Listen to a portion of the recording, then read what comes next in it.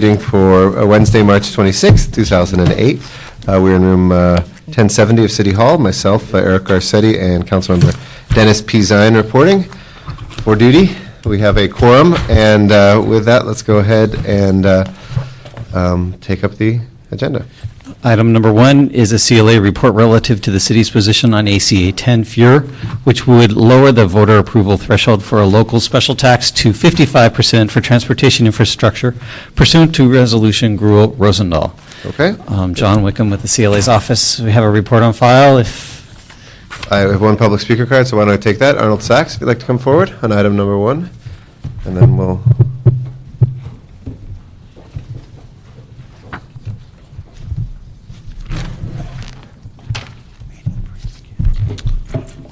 Good afternoon. Arnold Sachs. Thank you, Mr. Chairman. Item number 1, but also a few other items that are listed under, that are being proposed by State Senator Fuhrer, that they have a designation for the fees. This is designated for infrastructure. There was a big transportation meeting last Thursday about how to raise funding and this, and looking at tax initiatives or bond initiatives. It's about time that we start to differentiate between the infrastructure and the operation sides, because all too often the funding comes in and operations eats up all the funding, and then you have nothing left, or you have not enough left except it doesn't do anything. If you want to deal with these things, or you want the public to get the support, they need to know that they're getting something for their money. They need it. It's all too often the same things happen with the DWP, the bond. The people are asking for rate increases, and it's, oh, we need the infrastructure. We need. Well, if you control both sides of the coin, you can say whatever you want, but the public needs to have some kind of benefit, because you're talking billions and millions of dollars now. And designate, it's for infrastructure. It's to build this to that, and once that gets built, we will designate a fund, or 6 months down the highway, we'll designate that funding will start to be collected for the operation use of that project and that project alone. And we need to get a little bit more precise with what we're spending the money on, because all too often with billions of dollars being spent around, nobody knows what's going on. And you could I talk about the red line extension, how politicians are pushing for the red line to be extended down Wilshire Boulevard. You don't even know the West Side corridor, the West Side extension. It's got 7 different names. There needs to be some specifics in this, and it needs to start taking place sooner than later. Thank you for your time and your answers and your attention. Absolutely. That will close public comment on 1. Mr. Zine, do you have any questions on this? We have a report on this. I know Mr. Fuhrer came to full council on this one as well. Well, the question I have is that 66, I thought it was 66 and 2/3, if I'm not mistaken. Yeah, 2/3. 218. The current threshold. Except for this, the one that changed was school construction went down to 55, so this would be similar to that one. But the question is, that was put into place for a particular reason, why they had that 2/3 of the voter, 66. And that was put in, Proposition 13 established Proposition 218, so this was part of the 218. Correct. There have been a number of measures over the years, starting with Prop 13 and moving on Prop 218 and others, that have set higher thresholds for passage of local taxes. And that higher threshold was 66%. On the school measure, I don't know whether there was a specific issue that prompted putting forward that the school bond measures, for example, be lowered to 55%. It may have been that it's been such a high threshold that no bond measures were passing at all, and so none. Prior to the 55%. I mean, that's my anticipation of why that was put forward. We've passed bond measures locally with that threshold. With the 66%. A number of them across the state, it really has been a very high threshold, and a lot of bond measures. But bond measures have passed under that threshold. Some have passed, and some have not. Bond measure passed. Local transportation ones generally haven't, which is part of the... My concern is, are we starting to erode what the voters did? We go back to 13, and then after 13, we've had amendments, modifications. Are we starting to erode what has been put in place to protect the voters. Well, to be and the clear, this taxpayers. doesn't change it, right? This submits to the voters? This submits it to the voters. This puts Just it, allows them to decide. and that's No, also what happened with the school bond measures, lowering that to 55%. That was a question that was put to the voters. Would you like to lower this threshold? And what did that pass by? I don't have the vote on this. Two-thirds, right? Because you have to change it by two-thirds? Yeah. So it has to be 2/3 in order to change the school bond. Now, that's obviously an overwhelming majority. Yeah. My question is that now we have the school bond, which they can do with 55%. So now we do this for transportation for 55%. And then we do the next one for 55%. So in other words, everything that was put in place to keep the threshold high is now being reduced. That's the question I have. Are we starting to erode what was put in place to protect the taxpayers, to protect the ratepayers, to protect the people who are paying the tab? I understand it's going to the voters for a vote, but our position is we support this. It goes back to Sacramento. It goes on the ballot. People support it. That means for time after a transportation infrastructure measure comes through, 55% it passes. I mean, I'll give that one a stab. I mean, I think it gives the opportunity for the voters to check in again with what we want to do. I think it's because nobody can argue that we have a very good transportation infrastructure anymore, and one of the reasons is it's been really tough to pass bonds. The same thing happened with schools for 30 years. We didn't build any schools. Once this passed, people not only reaffirmed the schools one, that they wanted that lower threshold, but then they passed like 4 or 5 bonds here for it. So to me, I mean, 30% of people wake up against anything. When we did the fire bond last year or a year and a half ago, it was to keep existing money, to split it into 2 halves to build a 1-acre fire station in Hollywood that otherwise couldn't get built. So it was actually saving that money. It was already in place, didn't cost the taxpayers anything, and still 30% of people voted against it. So that's why it's difficult to do anything, because there's one which, if anybody explained it, 100% of people should have logically been for that. But that's why we don't have much transportation infrastructure, and why Mr. Fuhrer, I think, has taken the lead on still saying you have to have more than a majority. It's still a super majority, but of 55. So. Any other measures being proposed to reduce that threshold? I haven't seen any. There was one on water bonds that was proposed by Darrell Steinberg before, but it didn't get enough traction to make the ballot. That would have lowered, like we did Prop O, we got over 2/3, but there's a lot of people who have been saying all the TMDLs that they have to spend billions of dollars on, they don't know how to do it. That one actually didn't lower the threshold, I'm sorry. That would have allowed local government just to put it straight on the sewer service charge. So Prop O was passed by like 80%, not 80, we had 73%. 73%. Yeah, that water stuff passes, animal stuff passes, and get it Everybody 2/3. complains about gridlock. Yeah.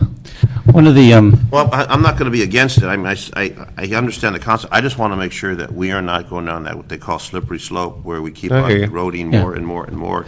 Clearly, our transportation system is a disaster in the state. Clearly, we have to do something about it. I know that some of our colleagues wanted to pass a bond measure locally, $30 million to do something for the infrastructure we have locally. And I know that what happens, the other aspect of this, is it goes in the transportation fund and it gets diverted to something else. yeah. Because One that's of- happened. One of the things in the report that I noted is a study by the Public Policy Institute of California that noted that since Prop 13, local governments have been relying more and more on state funds to handle just those kinds of things.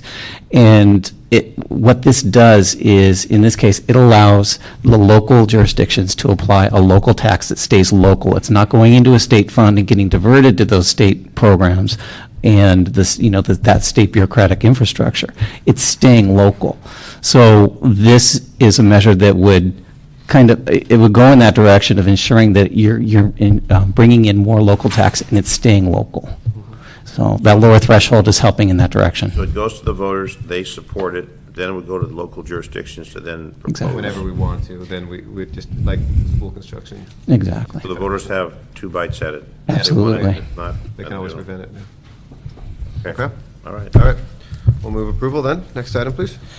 Item number 2 is a motion, Gruhl-Rosendahl, relative to legislative efforts and initiatives proposed by Assemblymember Fuhrer at the January 10, 2008 Los Angeles County Transportation Funding Collaborative Conference, including the implementation of a carbon fee and other bills that empower local governments to implement transportation improvements.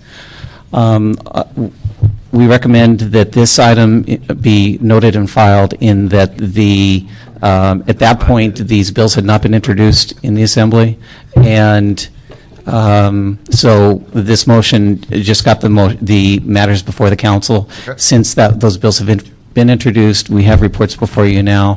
All right. Therefore, this So will we'll note just... and file that, and let's go to the first one on number 3. Mr. Sachs has a card. I'm sorry. Okay. No problem. Come on forward.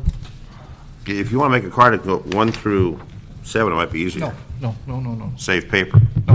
All right. I have to go back to another committee.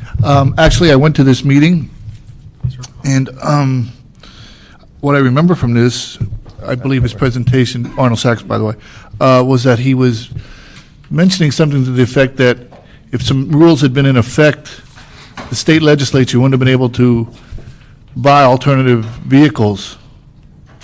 And I happened to be sitting at a table, and I mentioned to somebody sitting next to me, they did buy alternative fuel vehicles. They bought those hydrogen-powered alternative fuel vehicles. They just didn't have the fuel for them.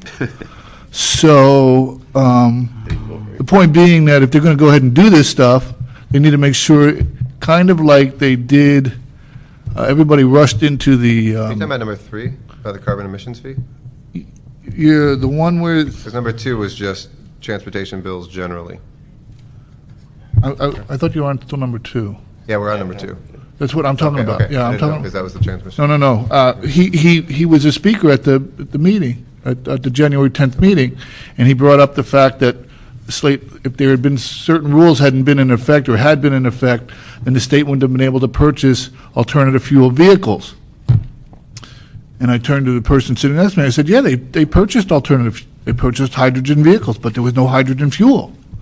And I'm saying that if you want to go ahead and do this, I have no problems with this, but just make sure, again, here you're going to collect the fee, make sure it goes to for the proper use, and make sure that it doesn't fall on just one particular segment of the population, and they're left to shoulder the main burden.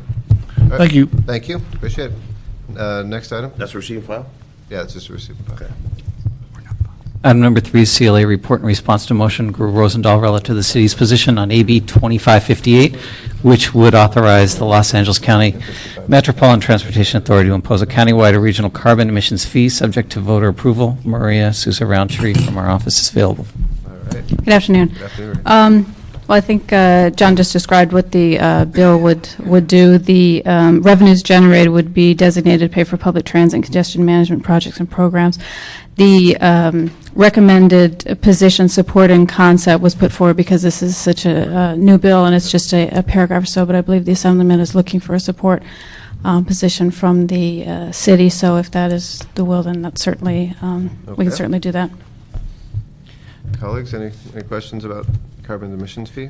This is tentatively scheduled in the Assembly Transportation Committee on April 7th. All right. Okay. Without objection? That's fine. Move that one. Next So we'll do a support on that?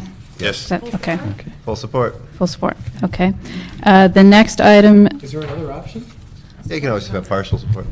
Partial support? Supporting concept Support of It's the for the concept. concept to support the bill, but support the bill. in different. We like Mr. Rosendahl, so we'll support the bill. Didn't notice. What about Ms. Gruhl? She was on there too. No, I just Partial meant 'cause support for the support the bill. Oh, support Bill Rosendahl, House. Okay. Please, number 4. Sorry, it's getting did you want Witty. to read them or getting to the punchy hour. Item number 4 is CLA report in response to motion relative to the city's position on AB 2388, which would declare the intent of the legislature to enact legislation to revise the vehicle license fee law to include fees on passenger vehicles for weight and carbon dioxide emissions. Do either of you have questions because you drive SUVs? Yeah. Actually, so do I. What is this? Why don't we hear what it is? Go This ahead. is, okay, this is one that would revise the vehicle license fee law to include fees on passenger vehicles for weight and carbon dioxide emissions. And what it's proposing right now is that the DMV would be required to collect a statewide surcharge on the registration for every passenger vehicle based on how many or how much emissions is generated. What about the weight? What are they using as that guide? For weight and carbon dioxide. Buck a Son, pound. you drive a city car. You're not paying this fee. Well, no, I don't drive it. I mean, I don't pay it now. I ride a motorcycle. Harley. But I'm concerned about the weight. don't- The weight, they're going to use the weight of the vehicle, because oftentimes SUVs don't weigh any more than full-size cars. Yeah, again, this is a one-liner, so we don't have a lot of specifics on it, but the general, yeah, the general idea is to use the amount of emissions that a car generates and/or the weight of the vehicle, what the impact is to the environment. Do you have any detail on the bill? I would add, but the purpose of the bill is Come forward just in case. You know the drill. All of our radio listeners. He was waiting, of course. Just let us know who you are. My name is Alex Ponder with Assemblyman Fuhrer's know who he office. was? The- Of course I Used to do. work City Hall. I do. It's Alex He's Ponder. a friend. It's a joy to be back. Yes. Joy to have you back. Try to The- give a little more feeling. Well, I think the purpose of the bill is to look, right now, the vehicle license fee is just tied to the cost of a car, a car's value. A car's value doesn't adequately represent the damage the car does either to our roads, city roads, or to the environment. So the idea is to tie the damage a car does in terms of carbon emissions to the cost of local governments to repave roads and deal with the emissions that the car releases. One small car does, I forgot the percent, but there's a percent damage that one large SUV does to a city road. If a city road can take 1,000 cars, for example, before it needs to be repaved, it could take 2,000 small cars or 500 large cars. So it's to tie the size and weight and emissions of a car to what people pay. You know what a Mercury Mountaineer does in terms of damage? Loaded with police. As long as no one here drives that, sure. No, I'm concerned about, I'm sure the Motor Car Dealers Association wouldn't be very supportive of this. The car sales are in the tank. And if you're going to talk about pollution, I can understand that, and I think we're all concerned about the air. When you talk about the passenger weight, if you start to compare the passenger weight of a full-size Crown Vic to a Ford Explorer, they may be comparable weight. And the question is, now you're going to take the Ford Explorer or the Mercury Mountaineer, I'm not talking about a Navigator or a Hummer, and you're going to charge a higher fee. Currently, there's a guzzler's tax if your car doesn't get a certain amount of mileage, $1,300 on Ford Mustang V8s. And I'm looking at this to say, are we trying to save the environment or pave the roads? And if it goes to the license fee, how much of that goes back to pave the roads? The CHP gets paid out of the license fee. And That funds the higher patrol. So how much is this going to come out to the local jurisdiction versus help bail out the state? Well, this would be Dedicated. this would be dedicated, and this would be enacted. There would be a local. The city and the county receive a percentage of the vehicle license. But wait a second, we got ripped off for vehicle license fees already. The state took the vehicle license fees that we're supposed to get. They already robbed us of that money, and then we had to fight to get it back. So there's an issue about vehicle license fee, VLF, which goes to the local jurisdictions, and that was taken by the state and used to pay off some bills. So there's no real guarantee that we'll receive that money for our local jurisdiction. And we were talking about that helps pay for police, helps the general fund. So how do we have a guarantee, if this is passed, where the money will come back to the jurisdiction versus help bail out the state when they're $20 billion in the hole? Well, I think the legislation itself declares an intent of the legislature to shift the mechanism of which there's funding for VLF. I don't think I can defend or would try to defend what the state has done. I don't think Assemblyman Fuhrer would try to defend what the state has done in terms of revenue arrangements between local governments and the state. The whole purpose of the bill package in totality is to provide local jurisdictions with the ability to raise their own revenues, to provide for funding for transportation purposes. There's no guarantee. In this bill, I can't tell you there's an absolute guarantee. I can tell you it's Assemblyman Fuhrer's intent to ensure that local jurisdictions are protected under all pieces of this legislation. And that's what VLF's about. VLF's about that, too. Let me turn to my colleague. Colleague. We're double teamed here. I'm Ellen Isaacs, also from Mike Fuhrer's office, and my understanding is that the DMV vehicle license fee bill, 2388, as opposed to 2558, they're in the alternative. We're not going to be pursuing both of them, I don't think, because we need to figure out where the support is coming from for each of the bills. So if we don't have a local carbon emissions fee, then we could have a statewide emissions fee. And And as far as where the revenues go, there are no guarantees. See, that's the problem. And that is a problem. Because we That is lost a problem. law enforcement money when the Right. state took the VLF fee. I know. And if there's no guarantee, then what should we support if we don't have a guarantee that it'll come back to the state? I mean, we're facing a deficit. The state's facing a deficit. So they rob Peter to pay Paul. Right. We're Peter and Paul gets the money, and then we come back on the taxpayers and they say, well, you know, we paid the fee. But Peter needs the money too. Well, So- both need the money, Jack. And if you're proposing both of them, 58 and 38, 58 and 88, maybe they need to figure, I don't have any problem with the emission. You want to pollute the air. Right. We'll jack you up with fees. Okay. But Excuse me? jack you up with fees. But I just have a problem when we say okay to something that there's no assurance we're going to get it back to the local jurisdictions. Then you have the California League of Cities coming out against it because they represent the municipalities. And the state's like the big bear that comes in and rips the money off, and then we say, okay, and we can't do anything about it. It's, No, that's what happened with the public transportation account last year. Exactly. You know, and that's supposed to be ironcad. exactly. And that's Why the don't we do concern this? I have, is Why that don't- we need a guarantee Looking forward to for that jurisdictions. recommendation, if you can get us the language on that before it comes to full committee. Perhaps what we could do, I mean, I think, Mr. Zine, there's got to be a way to, now that I know that there's different levels of support you can do here, there's full, there's partial, there's modified.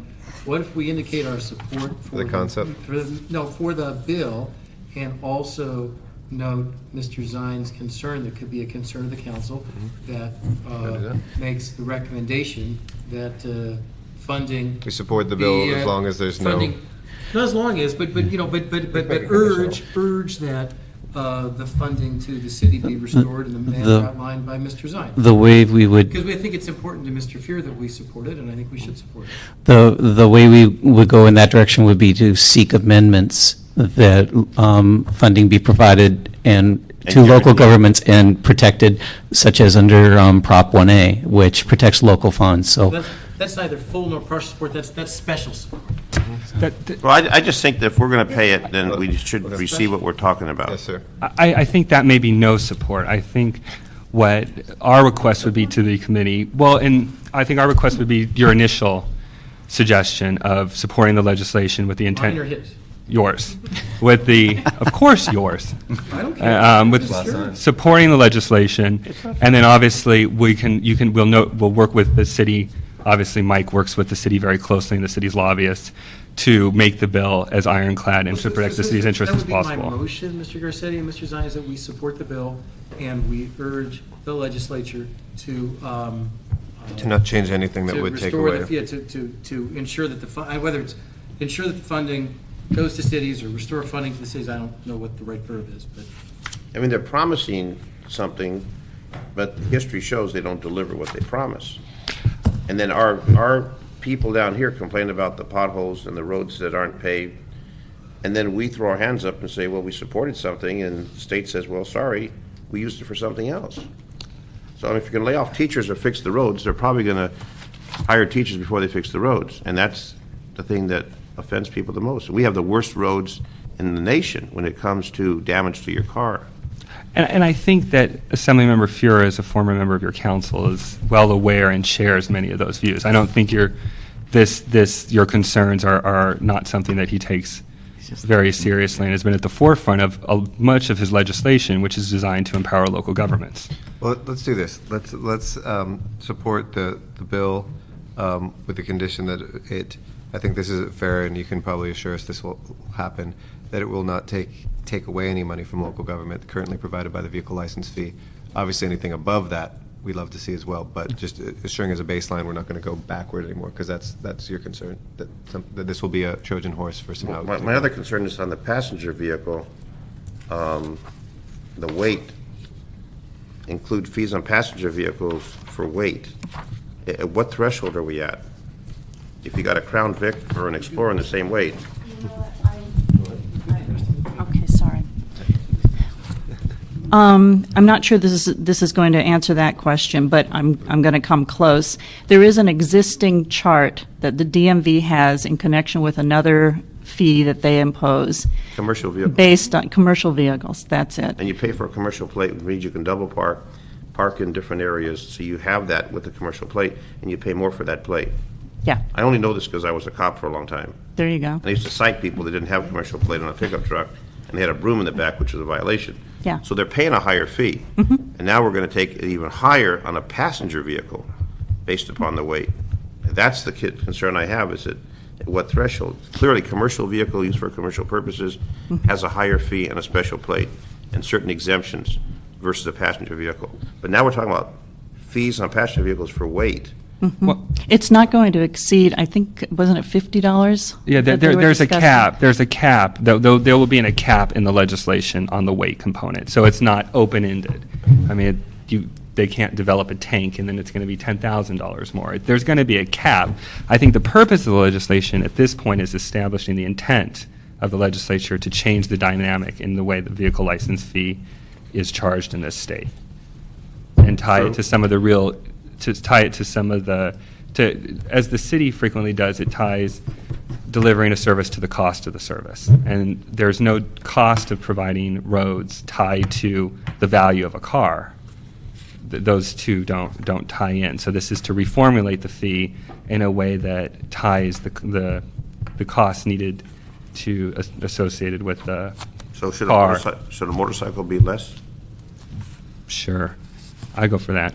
Okay. We trust me. Mike is very aware of the concerns of the city and is willing to work with the city to craft legislation that the city is completely satisfied with. I just want to be fair, and Yeah. you don't want to get the motor car dealers to go out of business No, because the fees are there, and the gas guzzler tax, like on a Mustang, is $1,300 just to buy the car. That's a lot of money, gas guzzler tax.